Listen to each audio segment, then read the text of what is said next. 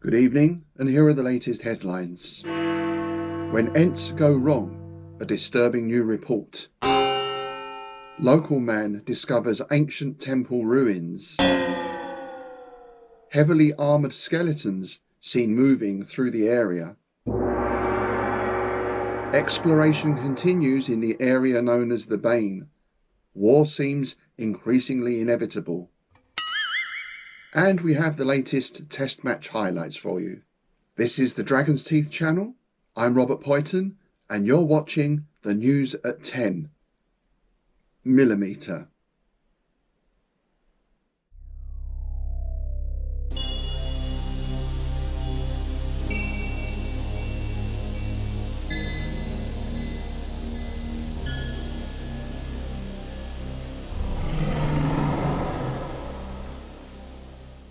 Hi, thanks for joining me. I thought I'd give a general roundup of all my 10mm fantasy news at the moment.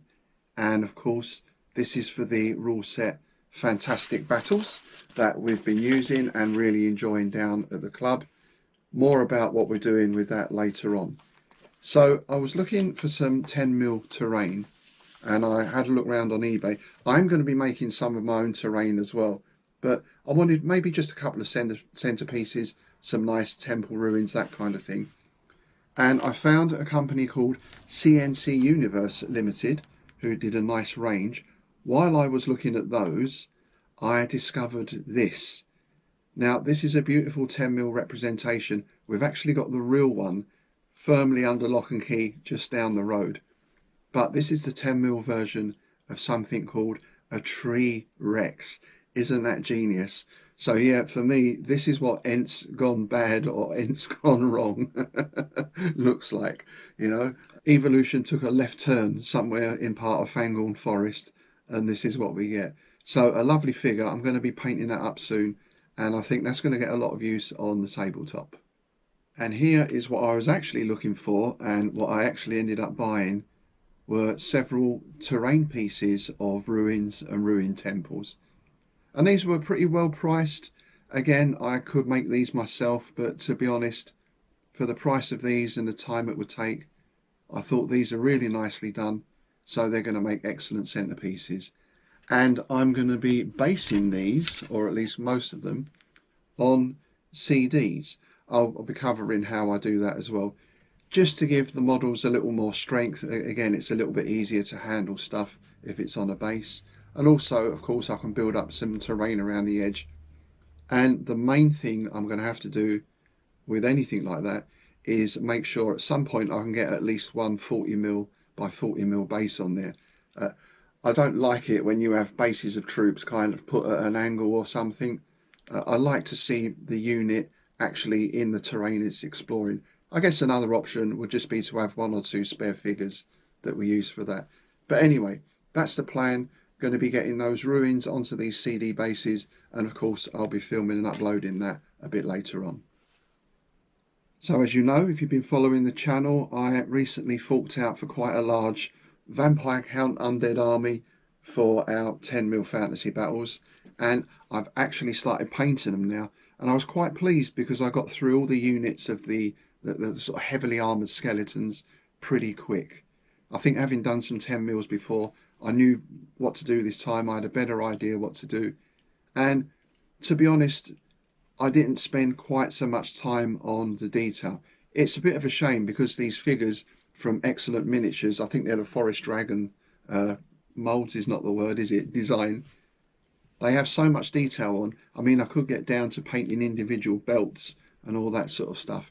But as I found out, when you base them and put them on the table, for one, the way they're based, you can't really see the back of most of the figures. And of course, you're looking at them from a distance of 3 feet away. And the effect really is for a massed battle unit. Still, the amount of detail on these makes it very easy to paint them. And I think there was like 4 colours here. There was the base colour for the cloaks and the armour. And then there was silver for the weapons. Oh, a little bit of brown for the wooden handles on some of the weapons, and then just some highlighted white for the bones, for the faces in particular. And I base these up just my usual method, the same as before. I've got these floor tiles, these vinyl floor tiles. I find they're just the right thickness, and they are sticky on one side. Of course, I still stick the bases down, but that stickiness allows you to put the bases in place quite easily. Now, I know Fantastic Battles is 40mm by 40mm, but I'm still sticking with 2 strips 20mm by 40mm, and of course I put 2 of those together to make a Fantastic Battles unit.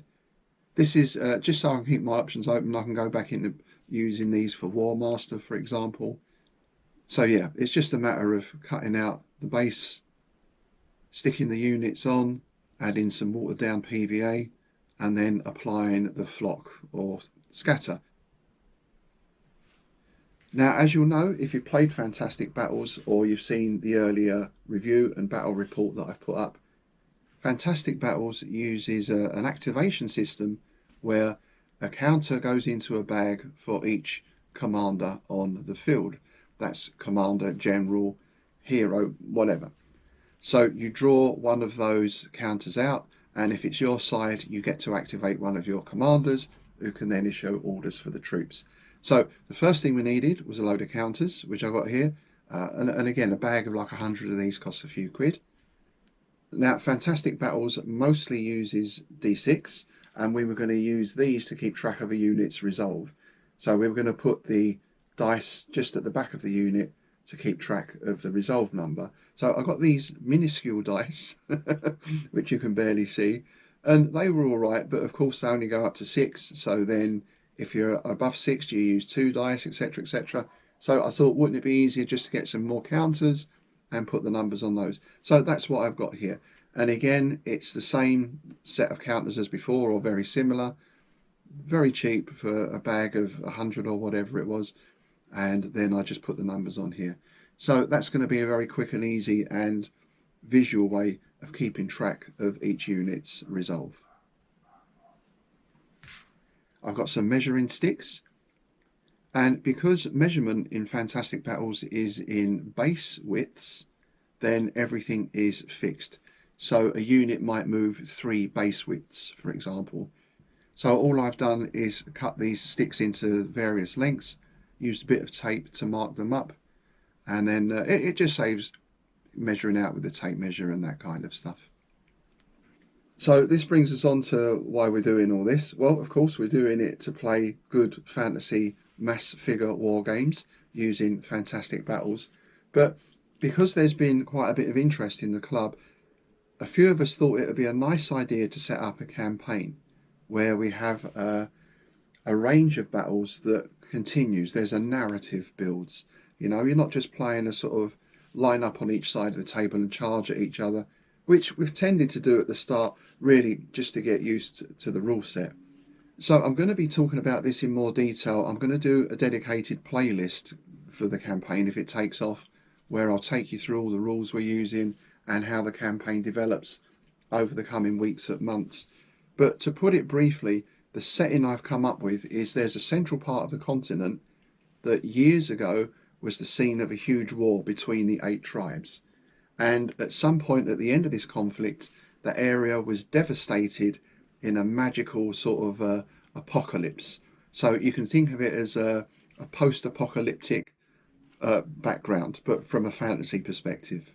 This meant that the 8 tribes, or those who survived, fled the area and went back into their homelands, which quite conveniently surround the area that became known as the Bane. And for a few hundred years, no one has gone there. It's a dead zone. No one has ventured there. But now the tribes are repopulating again, and they're starting to push out to explore into the Bane area. So that's the setup for the first part of the campaign, what we're calling the exploration phase. Everyone's going to have an army, and those armies are going to start exploring this area, mapping it out, and they're going to find things like ruined ancient temples. Now you see. And in those temples, they might find magic items, they might find monsters, they might find enemies, they might find allies.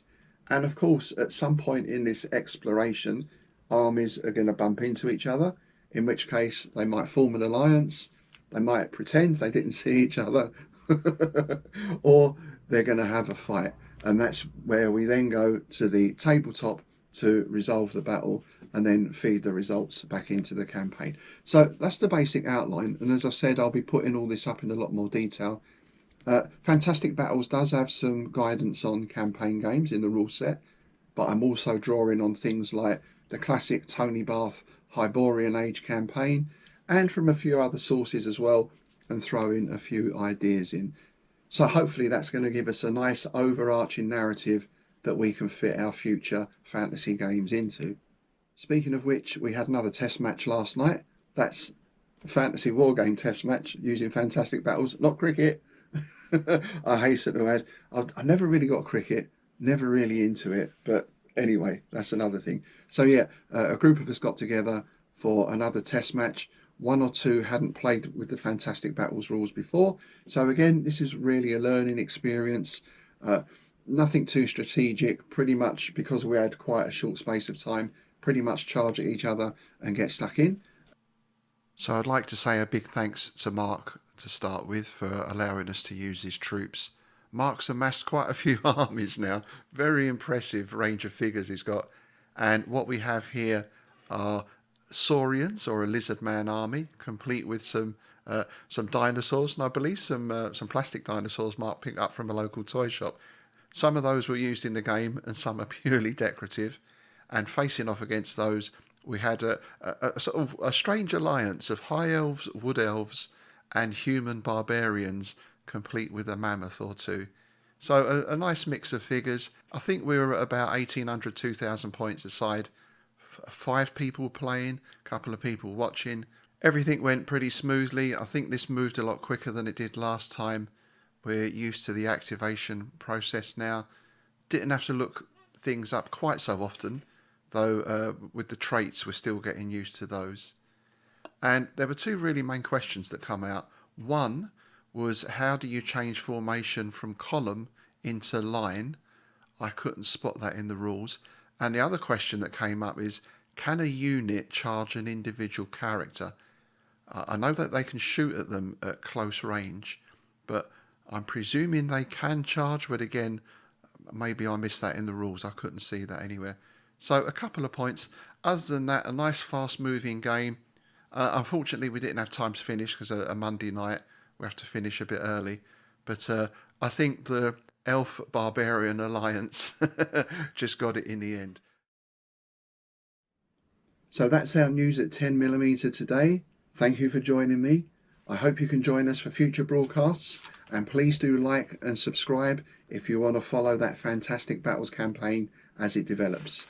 It's good night from me, and now here's Tom with the weather. What?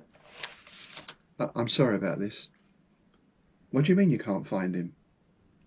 Well, it's got to be here to do the weather. Where's he? The what's escaped?